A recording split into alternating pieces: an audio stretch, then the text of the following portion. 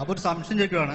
അപ്പൊ കേരളത്തിൽ ഇറങ്ങിയിരിക്കുന്ന ഖുർആൻ പരിഭാഷകൾ അത് നമ്മൾ കണ്ടിട്ടില്ല. നമ്മൾ ഖുർആൻ പരിഭാഷ ഒഴിഞ്ഞു മാറരുത്, ഞങ്ങൾ പഠിക്കാൻ ഒഴിഞ്ഞു മാറാൻ തന്നെ പറഞ്ഞു മനസ്സിലാക്കി പഠിക്കാൻ വേണ്ടിയാണ് ഇവിടെ വന്നിരിക്കുന്നത്. അത് പഠിക്കാനല്ലേ സുഹൃത്തെ പറഞ്ഞു തരുന്നത്. ഖുർആൻ പരിഭാഷയുടെ ഒരു പരിഭാഷയുടെയും വക്താവല്ല ഞാൻ.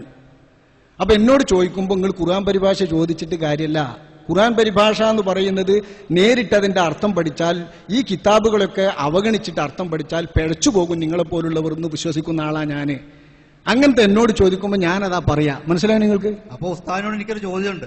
അങ്ങനെയാണ് ബഹുഭൂരിപക്ഷം വരുന്ന സുന്നികൾ അല്ലെങ്കിൽ മുസ്ലിങ്ങൾ ഈ ഖുർആൻ പരിഭാഷ പഠിക്കും, വായിക്കും, മനസ്സിലാക്കുകയും ചെയ്യുന്നുണ്ട്. അവർക്കൊക്കെ പണ്ഡിതന്മാർ വിവരിച്ചു കൊടുക്കുന്ന വിവരണ സഹിതമാണ് അവർ പഠിക്കുന്നത്. അപ്പൊ അവര് വിവരിക്കുന്ന പണ്ഡിതന്മാർ പറഞ്ഞ ജനങ്ങൾ കേൾക്കണ്ടേ? എന്താ നിങ്ങൾ പറയുന്നത്? ഇപ്പൊ ഉസ്താദ് പറഞ്ഞ ഒരർത്ഥം പറയുകയാണ് ഞങ്ങൾ കേൾക്കണം. ഇപ്പൊ വേറെ ആരെങ്കിലും പറഞ്ഞാൽ അത് കേൾക്കണം. ഇത് പേര് നിങ്ങൾ ശരിയാന്ന് നോക്കും. അതിന് ഞാൻ എന്താ പറയാ സർ? അതിന് ഞാൻ എന്താ പറയാ? അല്ല, ഒരു മുജാഹിദ്, ഞാൻ പറഞ്ഞു വരുന്നത് മുജാഹിദ് ആണെങ്കിലും സുന്നി ആണെങ്കിലും ഖുർആന്റെ നേരെ പരിഭാഷ നോക്കിയിട്ട് വായിച്ചാൽ ഖുർആൻ മനസ്സിലാവൂല എന്ന് വിശ്വസിക്കുന്ന ആളാണ് ഞാൻ. അതുകൊണ്ട് പരിഭാഷയെ കുറിച്ച് എന്നോട് ചോദിച്ചാൽ കിട്ടൂല. പരിഭാഷയല്ലാതെ ഖുർആന്റെ വ്യാഖ്യാനങ്ങൾ വ്യാഖ്യാതാക്കളും ഇമാമികളും തഫ്സീർ ഗ്രന്ഥങ്ങളും പറഞ്ഞത് ഞാൻ എത്രയും വായിച്ചു തരാം. ആ വ്യാഖ്യാനങ്ങൾ കൊടുത്ത വല്ല ഖുർആൻ പരിഭാഷ ഉണ്ടോ എന്ന് നിങ്ങൾ നോക്കിക്കൊള്ളി. ഞാൻ കണ്ടിട്ടില്ല, ഞാനത് പരിഭാഷ നോക്കി നടക്കുന്ന ആളല്ല, അതുകൊണ്ട് അറിയില്ല എന്നാ പറയുന്നത്. മനസ്സിലായി നിങ്ങൾക്ക്? ഞങ്ങളെ കുറ്റപ്പെടുത്താനോ ഇതാക്കാനോ പറയുന്നതല്ല, നിങ്ങളെ ഇരുത്താൻ പറയുന്നതല്ല. ഞാൻ അത്തരം പരിഭാഷകൾ വായിക്കാറില്ല. ആ പരിഭാഷാ സംരംഭത്തെ തന്നെ എതിർക്കുന്ന ആളാണ് ഞാൻ, വ്യക്തിപരമായാണ്. അതൊരു പുതിയ അറിവ് എനിക്ക്. അതെന്നാ മനസ്സിലാക്കി. ഞാനല്ല. എത്ര കാലമായി ഖുർആൻ പരിഭാഷ ഇറങ്ങിയിട്ട് നിങ്ങൾക്കറിയോ?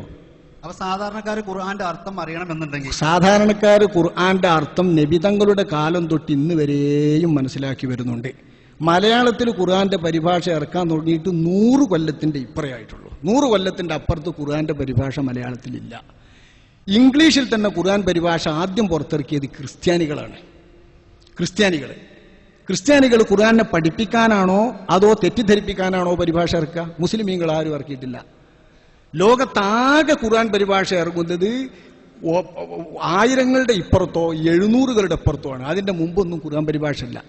ആദ്യകാലത്ത് ക്രിസ്ത്യാനികൾ, പിന്നെ കാലത്ത് ഖാദിയാനികൾ, അതിന്റെ ശേഷം വഹാബികൾ, ഇവരാണ് ഖുർആൻ പരിഭാഷ ഇറക്കിയത്. എങ്ങനെ ഇറക്കിയതും 100 കൊല്ലത്തിന്റെ ഇപ്പുറേ മലയാളത്തിൽ ഖുർആൻ പരിഭാഷ ഇറങ്ങിയിട്ടായിട്ടുള്ളൂ. 1906 കണ്ണൂരിലെ മായൻകുട്ടി എളയ എന്ന് പറയുന്ന ഒരു പണ്ഡിതൻ അന്നൊരു ലേശം ഖുർആന്റെ പരിഭാഷ ഒരു ജുസ് മാത്രം പുറത്തിറക്കി. അന്ന് പണ്ഡിതന്മാർ മുഴുവൻ എതിർത്തിട്ട് അദ്ദേഹത്തിന്റെ അച്ചടിച്ച കോപ്പികൾ മുഴുവൻ കടലിൽ മുക്കിത്താഴ്ത്തുകയായിരുന്നു ചെയ്തത്. കടലിൽ മുക്കിത്താഴ്ത്തി അന്നത്തെ ഉലമാക്കളൊക്കെ എതിർത്ത് 1900. അതിന്റെ മുമ്പ് ഇവിടെ കേരളത്തിൽ ഒരൊറ്റ പരിഭാഷ ഇറങ്ങിയിട്ടില്ല. ഖുർആൻ അതിന്റെ മുമ്പുള്ളവർ മനസ്സിലാക്കിയിട്ടില്ലേ? വ്യാഖ്യാനങ്ങൾ പഠിച്ചിട്ടില്ലേ? വയലുകളിൽ പറയുന്നതും വിശദീകരിച്ചു കൊടുക്കുന്നതൊക്കെ ഖുർആന്റെ വ്യാഖ്യാനങ്ങളാണ്. അത്തരം വ്യാഖ്യാനങ്ങളിലൂടെ മനസ്സിലാക്കാം. പരിഭാഷ വായിച്ചാൽ ഇങ്ങനെയൊക്കെ അബദ്ധത്തിൽ വരും. നിങ്ങൾക്ക് മനസ്സിലായ ചരിത്രം? ഇവിടുത്തെ പരിഭാഷ ഖുർആൻ പരിഭാഷ പാടില്ല എന്നുള്ള അറിവ് എനിക്കറിയില്ല. അങ്ങനെ ഒരു പാട് നമ്മളെ കിതാബുകളിലൊക്കെ വിവരിക്കുന്നുണ്ട്. അപ്പൊ രണ്ടാമത്തെ ചോദ്യം ഇത് കഴിഞ്ഞാൽ നിങ്ങൾക്ക് മനസ്സിലായല്ലോ.